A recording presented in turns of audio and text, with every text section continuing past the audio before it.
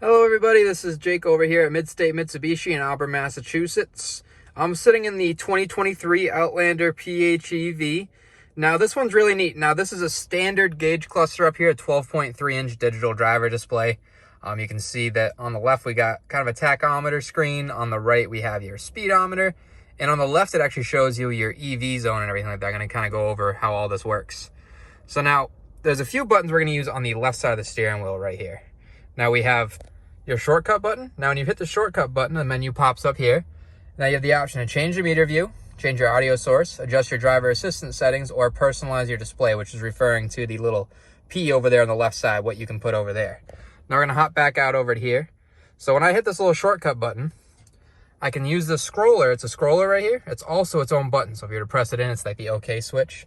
So in here, we're gonna kind of go into change meter view. So I can go ahead and select that. Now what happens when I do that is it flips around and gives you a full screen. Now on the left side, we still have our EV zone. On the right side, we still have your speedometer. And then in the middle, we have every bit of information. So right now it's showing a compass towards the left. It's showing we're pointing directly east as we're sitting on Route 20. We got our vehicle here. We have our electric range, which is 9 miles to empty. It needs a little bit of a charge. We have our combined gas and electric range down the bottom right, 159 miles to empty. And the vehicle has 29 miles on it. We have our radio station, the temperature outside. There's a snowflake because it's below 37 degrees. The time shows that our headlights are on, shows your speed limit. I mean, what more do you need? And we're in park. So I'm going to go and change this back to the conventional display because it's a little bit easier to read for our EV zone. So we're going to go into here. Now on the left side, the way this works, as we're traveling along, see where it says 0, 5, and 10? That's going to kind of act as our tachometer on this vehicle. It's going to kind of show how much gas power we're using. And then you have our EV zone, which is going to show how much EV power you're using. And then when you start to charge the vehicle using the regenerative braking and the paddle shifters or from coasting, that charge meter will start to light up green, showing that you're regenerating battery. So as we go across this, we're going to use our left and right arrows right here, both this one and this one. And we're going to kind of cycle across these screens. So first we have information. Now I've been sitting in this car for 3 minutes after resetting everything. So we're getting 0 miles to the gallon. We've averaged 0 miles an hour. And I can kind of use this little scroller here again to go through these different menus. So you can see your miles per kilowatt hour, your miles per gallon, different gauges and everything like that, EV driving time ratio, and then all the way back to the beginning. Now, if I keep going right on here, we're going to have our vehicle screen. So right now, this one's going to show how much power is going to each wheel. Right now, it's going to kind of focus on front wheel drive because, again, we don't have much electric battery left in this vehicle. We're sitting here parked, so none of the wheels are actually moving, but there's a little thing around the outside which shows the torque vectoring. So torque vectoring is when the car starts to go around a corner and kind of tilts more to one side. Mitsubishi calls it active yaw control. It's going to put more or less power to each wheel based on how the car is tilting, how hard you're going into the corner, how much you're accelerating. It's a really neat system they developed at the Dakar Rally with the Mitsubishi Evo back in the day. If we keep scrolling down, we can see our energy flow. Right now, we're not doing anything. I don't have the temperature on. I'm just sitting here idle. Then we have our drive battery temperature. Nice normal temperature. And we have our tire pressure. So the tire pressures on this vehicle are going to go as you start driving. And what's neat is when you fill them up to the right pressure, the horn actually beeps at you to let you know. Now, most of the things today tell you what tire pressure you're at on the little gauge, but this one actually beeps the horn, which is kind of neat. Keep going to the right, we have your navigation screen. So when you have your navigation going up here, let's just set a point of interest up here. Go to all categories. We'll go automotive. We'll hit a car wash. Wait for it to load. And we'll hit Ernie's Touchless down here in Auburn. We'll shout him out. So now that we set this as our destination, it actually shows us the full map up here. It's going to show you when to exit, when to turn, everything like that. The route calculation and here it start to go once it's take a right out of here. Road. Now we'll just cancel that out because we don't need to hear it talk this whole time. But it's really neat when you're going on long distances. You can see on here, instead of having to look over at the screen, back at this, back onto the road. Makes it a little easier to read it. So keep going to the right, you have your music screen. We'll listen to classic vinyl. Keep going, you got your safety shield screen. So there's 3 different screens on this. You have one that shows you what safety features are on, which ones are off, and there's a little shortcut menu by hitting OK to go in and adjust all these settings. Like if I don't like the lane departure warning system, I can turn it off and on. Everything like that. We'll get more in depth on that. So this one shows us that our forward collision system is on, our blind spot detection system is on, and our lane departure warning system is on. The next one right here is going to be for your cruise control. So over here to set the adaptive cruise control, and this has what they call My Pilot Assist. So in order to do that, we're going to hit our green button here. That's going to act as your on-off switch for your cruise control. and this screen just popped up again automatically by itself. And then we have this button right here, which is going to adjust the distance to the car in front of us. Now it's speed sensitive, so at 30 miles an hour, one line might mean one car length, 3 might mean 3 car lengths, but at 65, 70 miles an hour, that might go out to 1 equals 4 car lengths, 2 equals 8, so on and so forth. So as I press this little button again right here, it's going to adjust our distance to the car in front of us. What's neat is when there is a car in front of you, it shows you a cute little Mitsu on the screen, nice little Lancer. So we got 3 units of distance, 2 units of distance, and 1 unit of distance. Even one's never going to let you get too close. It won't let you tailgate. You're not going to get a ticket. It's a very safe traveling distance. So I'll turn that right off here. So again, you just hit your green switch, you set your distance, and then you hit the little toggle switch down right here to set it.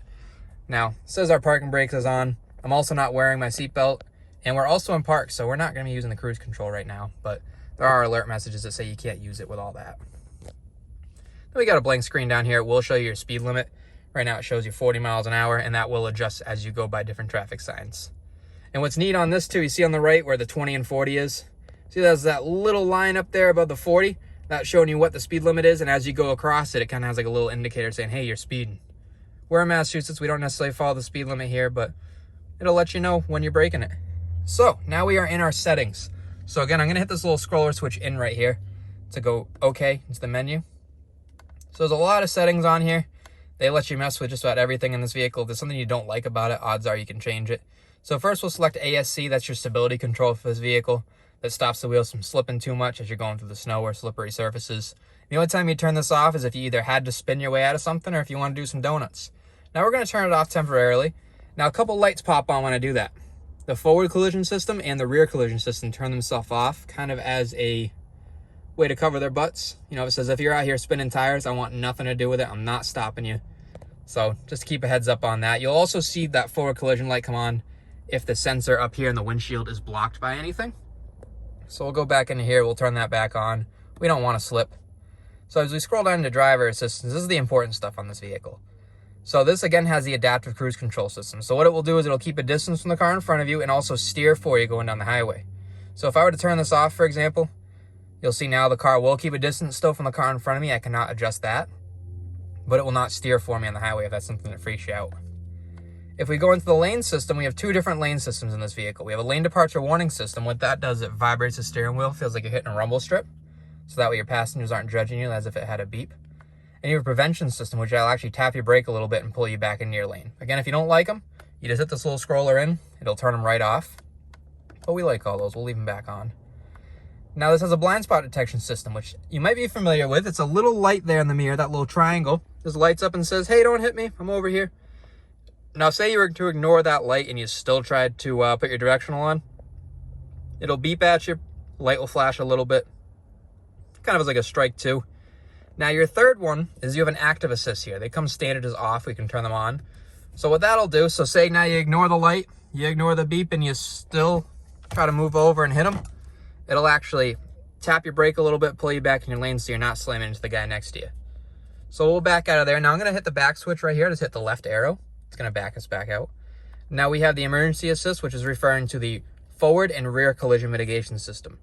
Now the forward collision mitigation system will apply the brakes between 3 and 50 miles an hour. The reason it does not apply the brakes after 50 miles an hour is for safety reasons. Say there's a tractor trailer behind you and you jack on the brakes, obviously they ain't stopping in time. So after 50, it will warn you, it will not apply the brakes. You also have a rear auto braking system, which will stop you in reverse up to 9 miles an hour because you shouldn't really be reversing faster than 9 miles an hour. It lets you get pretty dang close too. So again, if I turn this one off, that light comes on. If I turn this one off, that other light comes on. Now you can turn them off, but they will not stay off. Very similar to a stability control system. They will only stay off for the duration of the trip.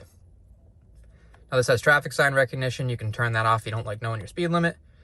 And over here, you also have your speed limit assist. So you'll notice in this vehicle, say you set your cruise at 70 in a 70 mile an hour zone, you come up on a 65, there'll be a message that pops up on this vehicle asking, would you like to follow the new speed limit? In which case you'd hit this little toggle switch down as it asks you to, and you'll be following the new speed limit. Now you have the option, if you go into here, to adjust it so it automatically follows the speed limit. You can set it to manual, which is how I was explaining how it works, or you can turn it off altogether if you don't like that. You have parking sensors in the front and rear on this vehicle that will pop up as you start getting a little too close to something. Now you can adjust everything in here, whether you don't want to see when there's moving objects. There's a little sensor thing there. It shows you the red, yellow, green. You can turn them off altogether. You can adjust the distance. You can also adjust the volume. Like I was saying, if it's something you don't like about this car, odds are you can change it. Now you have a rear cross traffic alert as well. That's going to work in conjunction with your blind spot detection system over there. Now say you're backing out at Walmart, you're backing out of your spot, and there's a car that comes perpendicular, kind of flying down the lane. If there's rear cross traffic, it's going to alert you. The blind spot sensors will flash. The car will beep at you, saying, hey, don't back out. I know you can't see, but there's somebody there. You have a driver attention alert. If there's a lack of steering input over a small amount of time, like say you're driving and kind of drifting off, it'll alert you, say, hey, are you awake? You all right over there? If you don't want to drive more than X amount of minutes, you can set a timer. There's a low temp alert. That's that little snowflake at the top of the screen. Tells you when it's cold out. And again, you can adjust all these. The only ones you cannot leave off are the collision systems. You can also personalize your display in here. So that's referring to, again, that little P over there, park. You can adjust this to whatever else you would like it to be. Now, the brake light's pretty cool. As you're tapping the brake, because again, this car has regenerative braking. So when you let off the gas sometimes, or say you're in the one-touch pedal driving system, the brake lights will apply to let people behind you know that you are slowing down. So this is neat to have on there when you're using that system. It kind of says, hey, your brake lights are on. The people behind you are aware of this. You can set an average speed, gear position, which I like leaving it in, your trip, your fuel economy, time to destination, if your nav's set, your navigation screen altogether, or you can just leave it blank. Personally, again, I like to leave it on gear position, but you can adjust that wherever you'd like. That's why it's called personal. Now you have eco mode settings on this vehicle as well. So you can customize your cruise control, air conditioning. You'll kind of notice on this vehicle, as you're driving on the highway with your cruise on and everything, it'll adjust the climate and everything for you to get better gas mileage. Now, like the other day, I drove one of these up to Maine. I had no idea this vehicle had that. And I'm saying, why does the car keep setting itself at 75 degrees, I should say?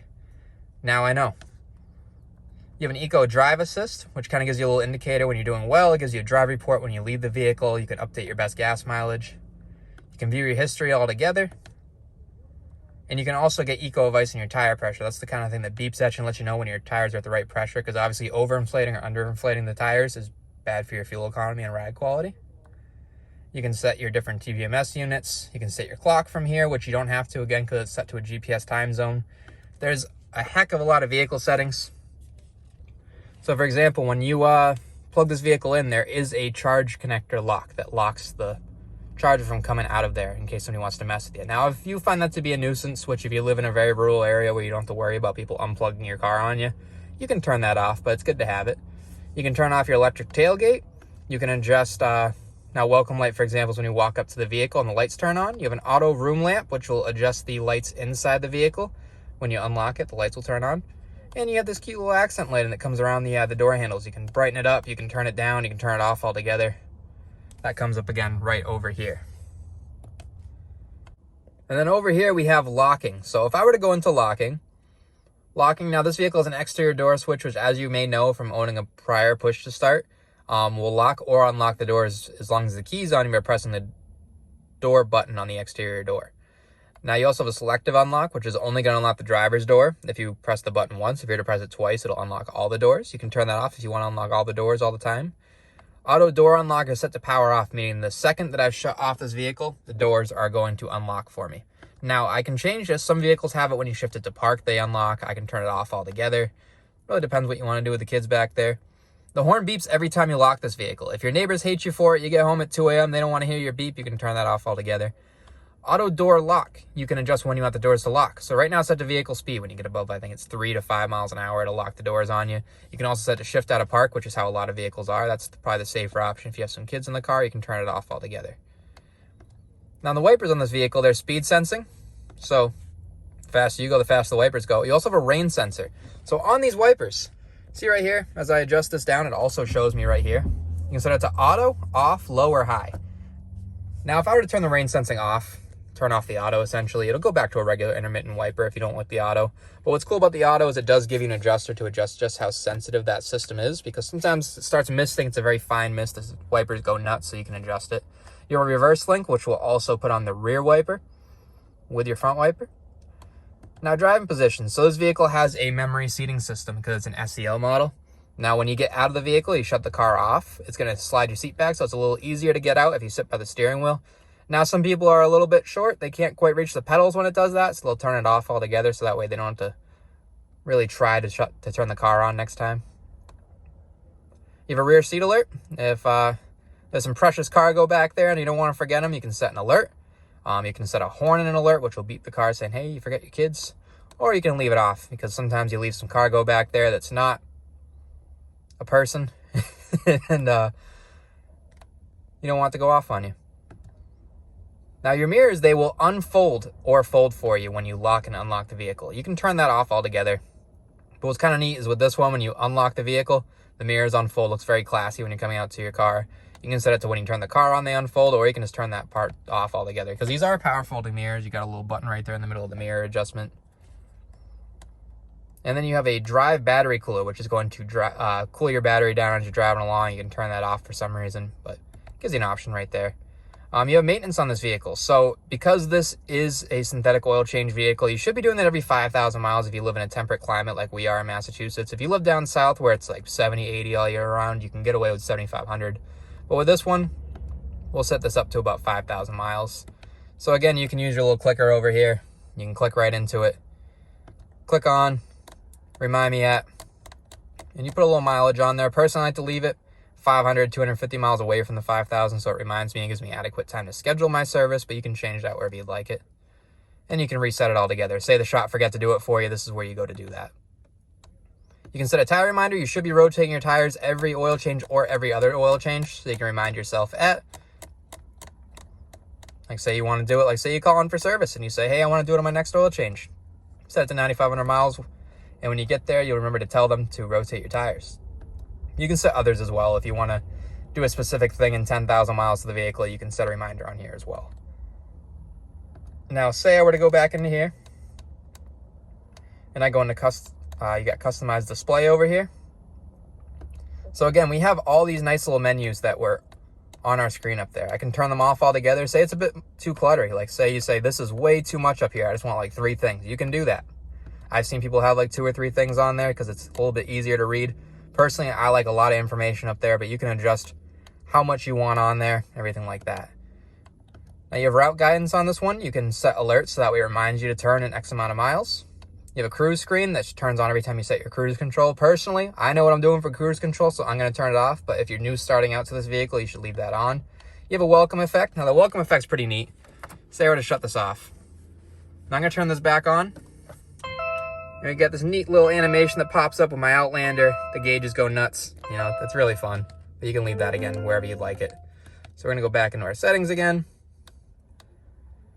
You have your customized display. And you also have operation guides. So now it's referring to your headlights over here and your wipers over here. So as I adjust either my headlights, it shows me right on this screen where my lights are. And as I adjust my wipers, it shows me up here. So that's what it's saying when it says guidance. Now I'll dismiss that right there. You have your wiper one, your light one. What's neat with the wiper one is you can even set it to the rear or the front. Auto high beam when that pops up on there, and then the seat memory when you do driver 1, driver 2. So we'll back out of there again. And then we have unit and language. We're going to leave that all in English and American Standard units, but you can adjust it to whatever you'd like. And you also have a factory reset if you decide that, hey, I messed something up, I want it back to where it was. You can go right in there. So this is our digital meter cluster. Again, it's a 12.3-inch screen. Comes standard on the 2023 Outlander PHEV. It's also available on the SEL trim level as well as the SE Tech Package trim level on the 2022 and 2023 gas-powered Outlander. Any more questions, just let us know. Thank you again. This is Jake at Midstate Mitsubishi.